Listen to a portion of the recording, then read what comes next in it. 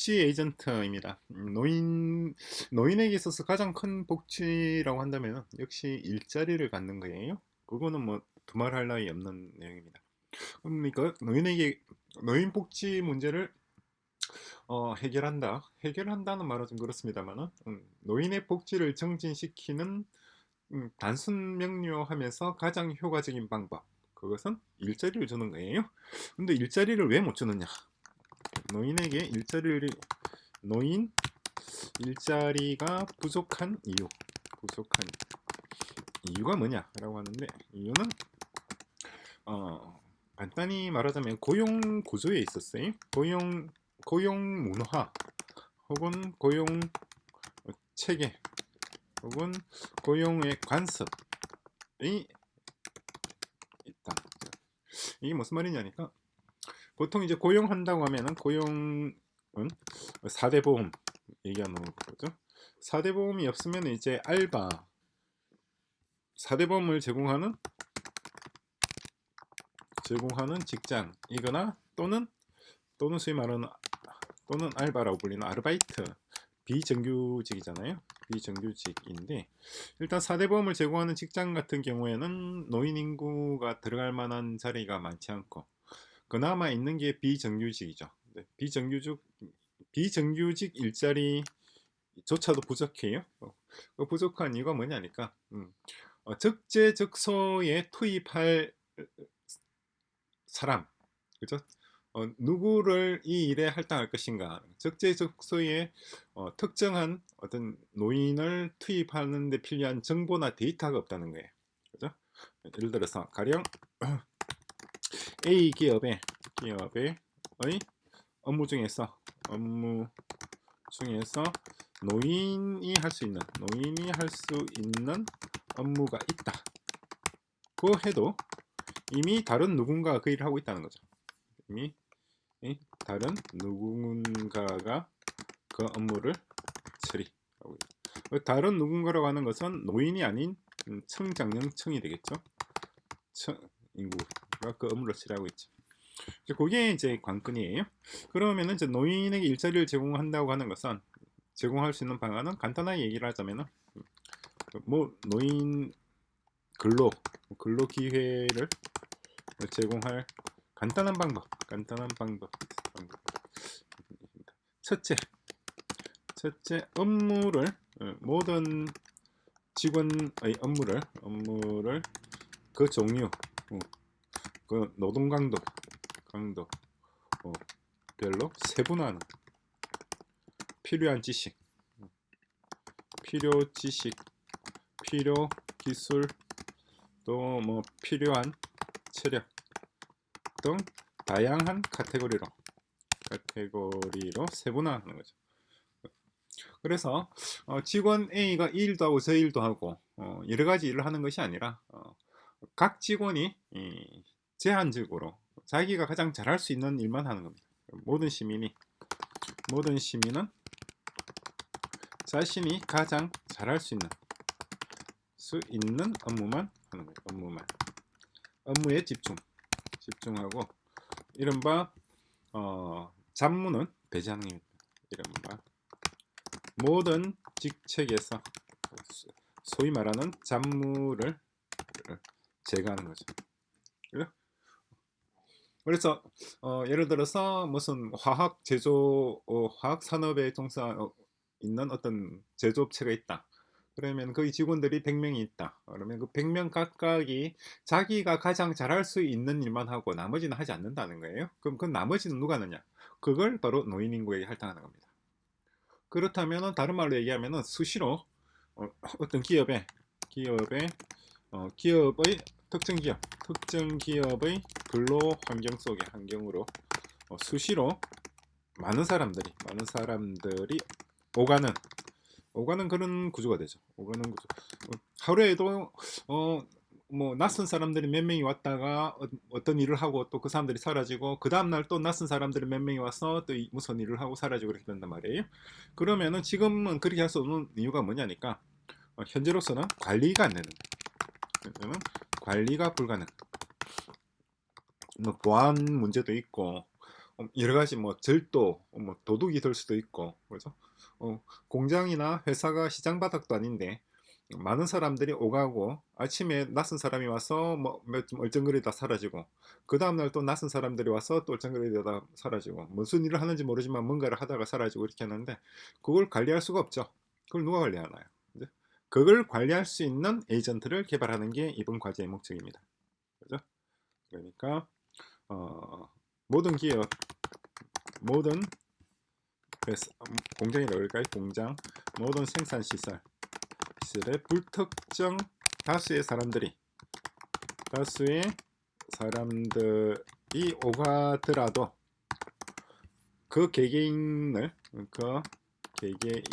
통제하고 관리하며 업무를 감독하고 평가할 수 있는 AI 에이전트를 만들자는 거죠. 어떤 의미인지 이해가 되시죠? 그러니까 노동 관행이 지금과는 많이 다르게 되는, 완전히 달라지게 되겠죠. 그러면은 지금은 어떤 뭐 가족 같은 회사 뭐 그런 얘기도 하고 어떤 기존의 업무 관행, 기존의 기업은 고정된 인력이죠. 인력이 고정된 사전에 규정된 업무를 수행하는데 그 업무 중에 하지만 그 업무 중에서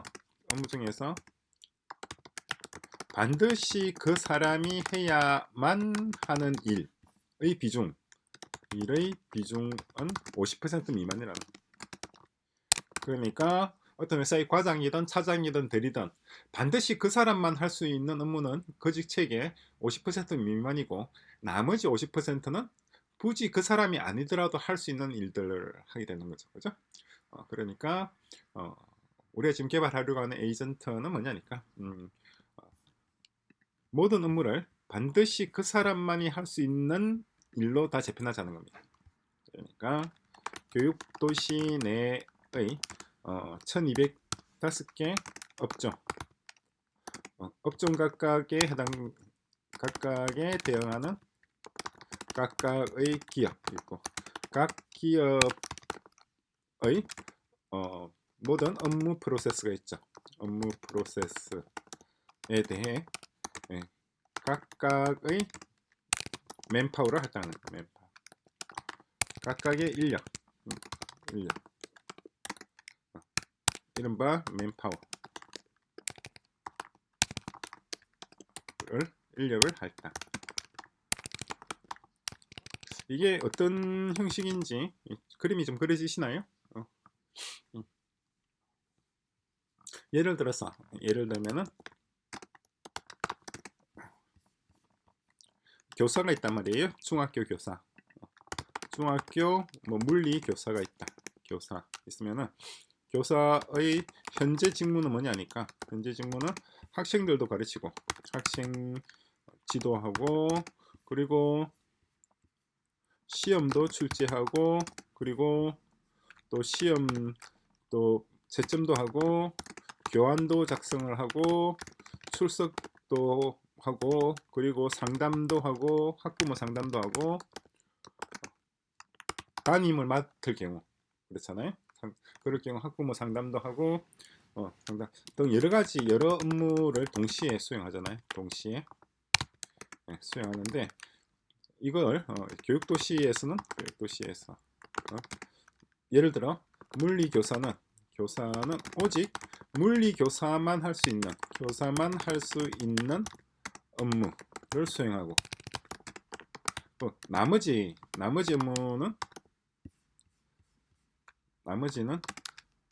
재차 그 일을 잘할 수 있는 사람들에게 할당.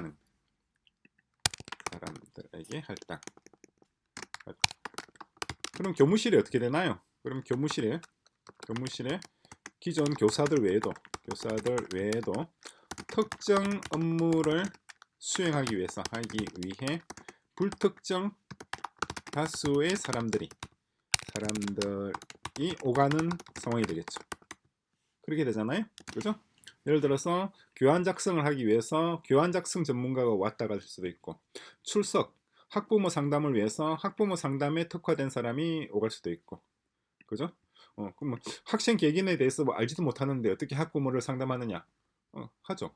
정신과 의사가 뭐 환자 개개인의 일상사를 다 안다고 상담을 하는 건 아니잖아요. 그죠?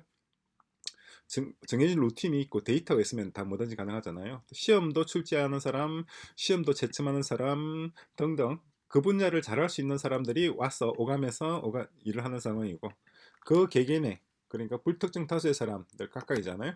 불특정 다수의 사람 각각의 업무를 누군가가 감독합니다. 누군가가 감독하고 평가. 감독이 평가하는데 그 누군가가 누구냐니까 AI 에이전트란 말이에요. 그죠? 그 누군가는 우리가 지금 개발하려고 하는 AI 에이전트가 돼요. 이걸 구성하는 이유가 뭐냐니까, 이렇게 하면은 이 시스템이 있으면은 노인 인구에게 그 각각의 능력, 노인이라 하더라도 어떤 사람들은 체력이 좋고, 어떤 사람들은 경험이 많고, 어떤 사람들은 뭐 지능이 뛰어나고, 어떤 사람들은 뭐 여러 가지 있잖아요. 끈기가 있고 사람들마다 다 다르죠.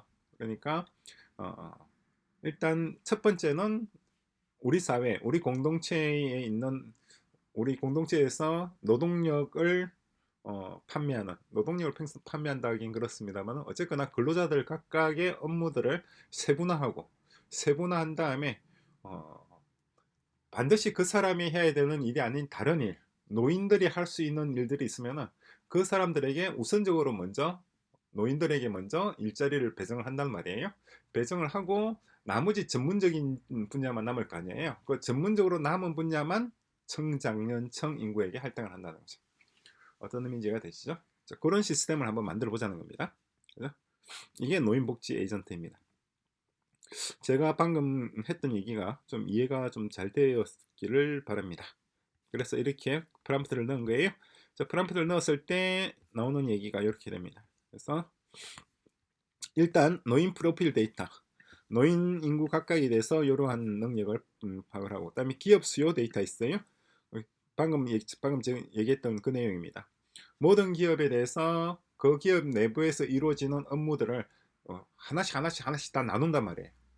전체적으로 다 나누고, 근무 환경이라든가 그다음 성과를, 노인들의 업무를 평가할 수 있는 것도 있고, 전 처리 과정은 다른 에이전트와 동일해요.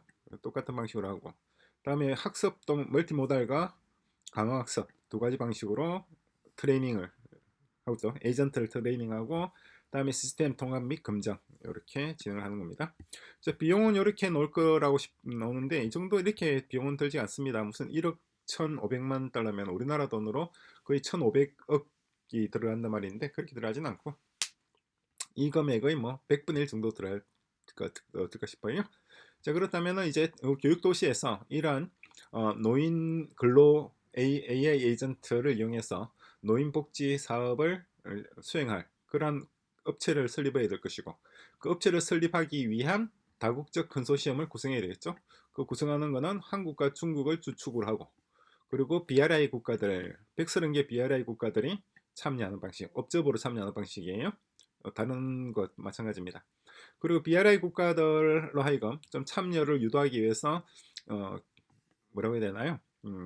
여러 가지 이런 인센티브라든가 정치적 협력이라든가 이런 것들, 그죠? 그다음에 이 컨소시엄의 구조, 운영 구조, 경영진 이런 식으로 구성을 한단 말입니다. 그죠? 그리고 또 재밌는 내용들이 여러 가지가 있는데, 좀 더 구체적으로 BRI 국가들이 참여할 수 있도록 이러한 로컬 언어 마케팅이라든가, 그리고 교육 프로그램 이거는 좀 안 맞은 것 같아요. 이거는 이제 BRI 국가들, 그렇죠, 이건 말이 되죠. BRI 국가들이 참여하게 하려면은 예를 들어서 파키스탄이 참여한다면 파키스탄이 이러한 AI 에이전트를 만드는 과정에 니들 엔지니어들을 보내면은 기술을 전수받을 수 있다. 그 기술은 어디서 나오느냐? 지금으로선 중국에서 나오죠.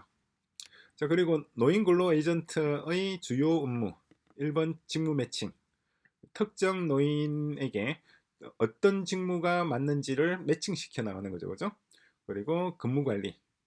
그죠? 노인 인구 개개인의 근태, 출근과 퇴근 관리하는 거고, 성과 평가. 그 사람이 업무를 얼마나 잘 수행하는지. 그죠? 그리고 복지 있고, 그리고 이제 갈등 해결과 표준화. 표준화도 중요하죠. 예를 들어서 좋은 예가 나와 있네요. 이게 터키의 AI 신도시와 한국의 AI 신도시 간에 어떤 근로기준법이 다르다. 그럴 때는 어떻게 할 거냐 하는데, 그때는 글로벌 AI 신도시 네트워크가 제시하는 기준을 우선 적용한다 이 말이에요. 각국의 법규보다 AI 신도시 네트워크의 자체 규약이 우선하고, 그렇게 하기 위해서는 국가들 간의 협정이 필요하죠.